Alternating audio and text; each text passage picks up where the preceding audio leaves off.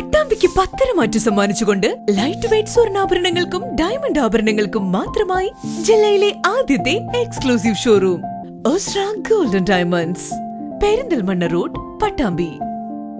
കവിതയുടെ ഭൂപടങ്ങൾ എന്ന പ്രമേയത്തിലാണ് കവിതയുടെ കാർണിവലിന്റെ 9ാം പതിപ്പ് പട്ടാമ്പി ഗവൺമെന്റ് സംസ്കൃത കോളേജിൽ അരങ്ങേറുന്നത്. ഫെബ്രുവരി 6, 7, 8 എന്നീ 3 ദിവസങ്ങളിലായാണ് കാർണിവൽ നടക്കുന്നത്. കൊർഗ ഗോത്രഭാഷ കവി മീനാക്ഷി ബോദോദി ഉദ്ഘാടനം നിർവഹിച്ചു. മണിപ്പൂരി കവി റോബിൻ ഗാംഗോം, പട്ടാമ്പി MLA മുഹമ്മദ് മുഹസിൻ എന്നിവർ വിശിഷ്ടാതിഥികളായിരുന്നു.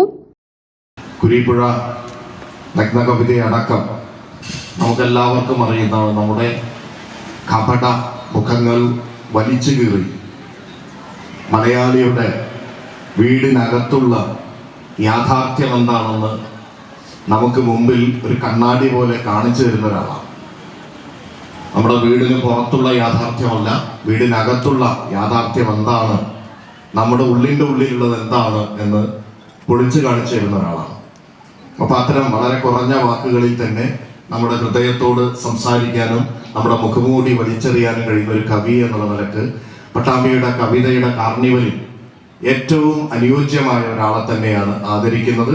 അത് ആദരിക്കാൻ കിട്ടിയത് വലിയൊരു ഭാഗ്യമായി ഞാൻ കാണുന്നു.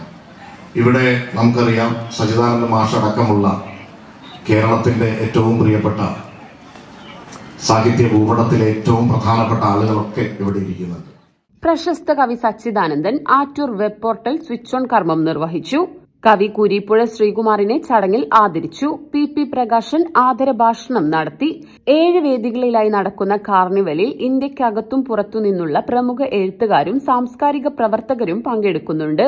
അന്താരാഷ്ട്ര സെമിനാർ, പ്രഭാഷണങ്ങൾ, മീറ്റ് ദി പോയറ്റ്, കവിതാവതരണ സെഷനുകൾ, സംവാദങ്ങൾ, പുസ്തക പ്രകാശനങ്ങൾ, നാടൻ കലാവതരണങ്ങൾ, കലാ സാംസ്കാരിക പരിപാടികൾ, ഇൻസ്റ്റലേഷൻ, ആർട്ട് ഗാലറി, ദൃശ്യ സംഗീതാവിഷ്കാരങ്ങൾ, പുസ്തകോത്സവം തുടങ്ങി നിരവധി പരിപാടികളാണ് സംഘടിപ്പിച്ചിട്ടുള്ളത്.